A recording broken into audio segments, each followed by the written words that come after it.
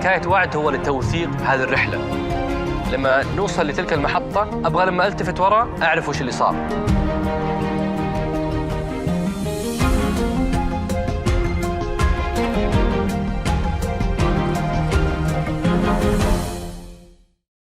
هذه مدينة لها إرث كبير، فلا بد أن أي استراتيجية تبحث عن المستقبل تبنى على أساس المكتسبات اللي موجودة عند المدينة، وتبنى على أساس إرث المدينة. ما هي الأشياء اللي تحتاجها الرياض غير موجودة؟ وطلب من الجميع الحديث. قال أبغى كل واحد في الاجتماع هذا يتكلم.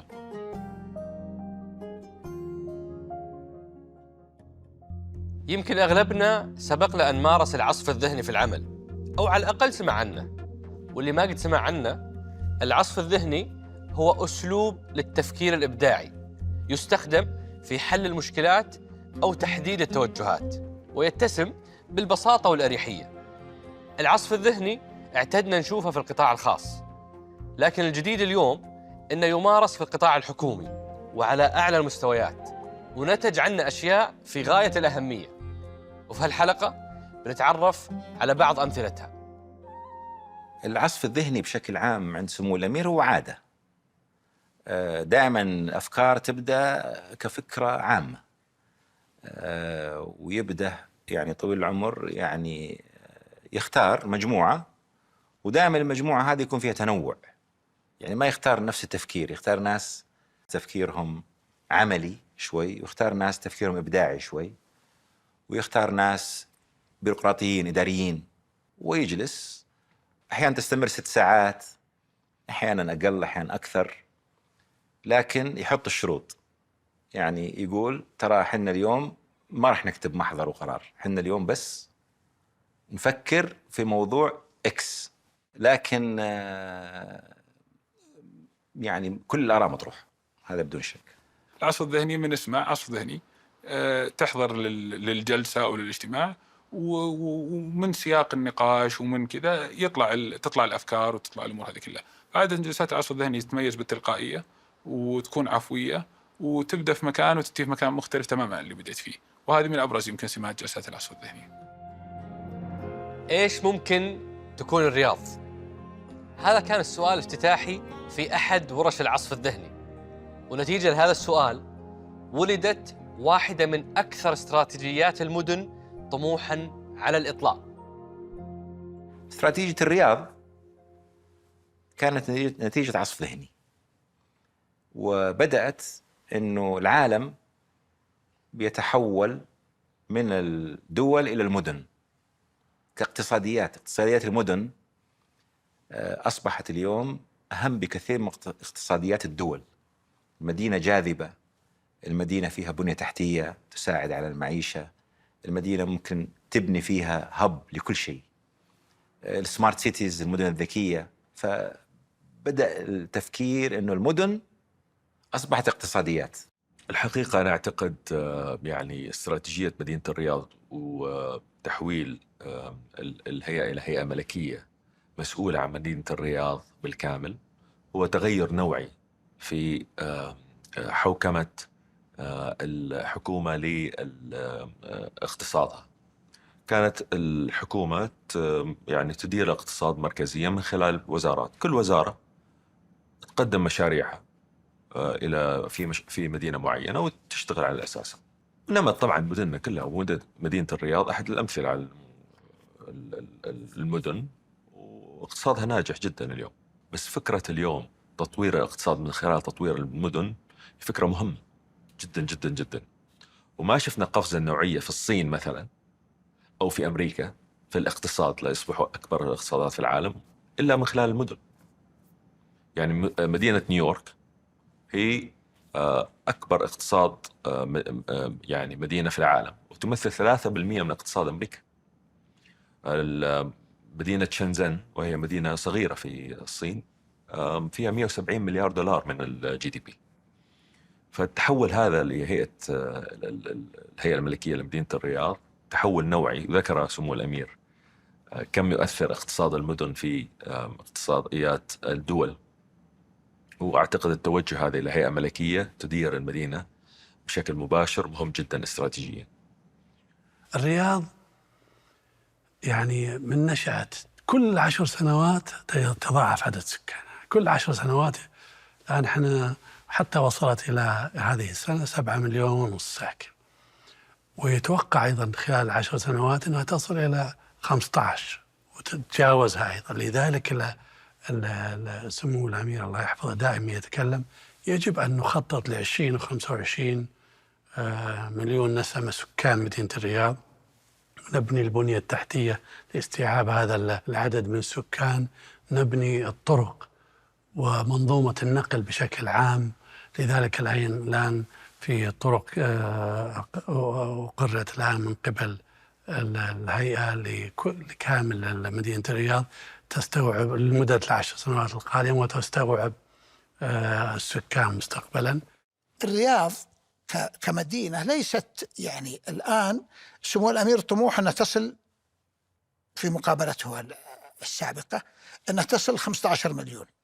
الآن السكان من 7 إلى 8 مليون. الرياض عام 95 هجري 1395 الموافق 1975 كان سكانها 350 ألف. قبلها ب6 و7 سنوات الرياض فيها مدرسة ثانوية واحدة. الآن آخر عهدي فيها تجاوزت 340 ثانوية في مدينة الرياض، وقس على هذا بقية المدن والبلدات والمحافظات. حنا طبعا سكرتارية الأمير يطلبون أشخاص معينين الموضوع عصف ذهني.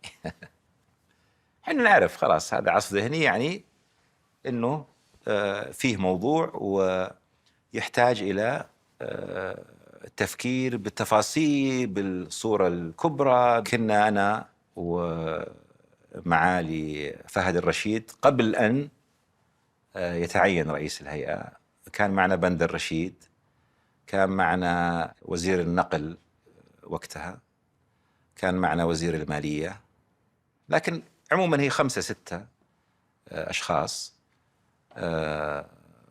ومثل ما قلت لك دائما الأمير يحاول يجمع الناس اللي يعني ينوعون أو يثرون النقاش في العصف الذهني. وبدأت الفكرة من أنه الدول تتحول من اقتصاديات الدول إلى اقتصاديات المدن، وأنه مدينة الرياض المؤهلة تكون اقتصاد كامل. وبدينا نفكر في البنية التحتية، في عدد السكان، في النواقص للمدينة، كيف ممكن منظومة النقل تتحرك فيها مع المترو، وكيف تستوعب عدد سكان أكبر. وبدينا نفكر في منظومة الصحة، السياحة الصحية، وش عندنا ممتاز، وش اللي صار في 40 سنة الماضية في الرياض، التاريخ الرياض التراثي والحضاري كمدينة يعني عندها إرث تاريخي كبير. وقال بأريحية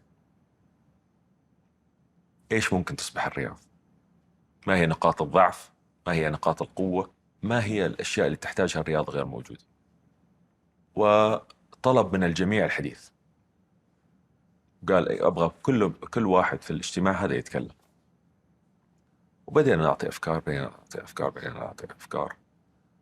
وصلت عدد الأفكار يومها والمبادرات أو مرة ثانية نقاط الضعف إلى 80.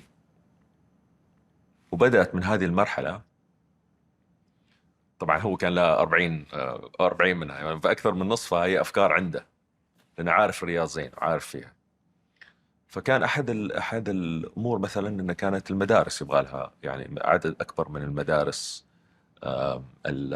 الأجنبية وتنويع عدد المدارس وغيرها، أن هذا جزء من استقطاب الأجانب إلى مدينة الرياض وتحسين البيئة الاستثمارية فيها. موضوع المحافظة على البيئة في الرياض، موضوع الانكشاف الرياض لأنها يعني مدينة يعني مصادر مياه قليلة مثلا. فيعني ما يحتاج لك يعني اليوم شريك استراتيجي أو مستشار استراتيجي، لأنه جاب وجمع جميع الجهات المعنية بمدينة الرياض، تطوير مدينة الرياض في اجتماع، وعقولهم كافية أن تطلع بكل المشاكل، لأننا نعرف الرياض ونعيشها كل يوم.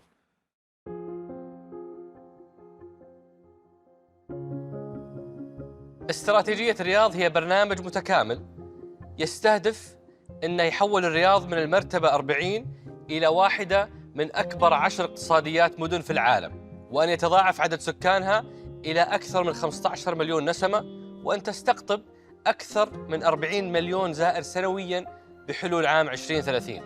هذه لمحة بسيطة لأهم تطلعات استراتيجية الرياض. أنا يمكن بالنسبة لي اجتماع الاستراتيجية كان من الاجتماعات اللي ما تنسى صراحة، واللي محفورة في الذاكرة لعدة أسباب. يمكن أولها أنه كان أول اجتماع بهالحجم أحضره مع سمو ولي العهد. كنت حاضر قبل جلسات عصف ذهني ورش عمل واجتماعات مختصرة، لكن أول اجتماع لهالدرجة مهم أحضر مع سمو ولي العهد. ثانياً لأهمية الموضوع الكبيرة. ثالثاً لأني أول مرة أشوف من الصف الأول طموح سمو ولي العهد العالي وحماسه الكبير ورغبته العالية. يعني كان في حماس في ذاك الاجتماع لمدينة الرياض والمستقبل مدينة الرياض، شيء منقطع النظير. بدأ الاجتماع يمكن بالفريق اللي يعمل على الاستراتيجية بعرض عن ملامح الاستراتيجية، وكان اجتماع أولي مسودة أولية للاستراتيجية، وكان في عرض عن ملامح الاستراتيجية، الوضع الراهن، وبعض الخطوط الأولية إلى وين بتروح الرياض إن شاء الله في المستقبل. طموحنا في 2030 هذه ملامحه وهذه مرتكزاته وهذا كذا. سمو ولي العهد يعني تركهم يعرضون شوي، وبعدين قاطع العرض في المنتصف. دخل وقال هذه مو استراتيجي.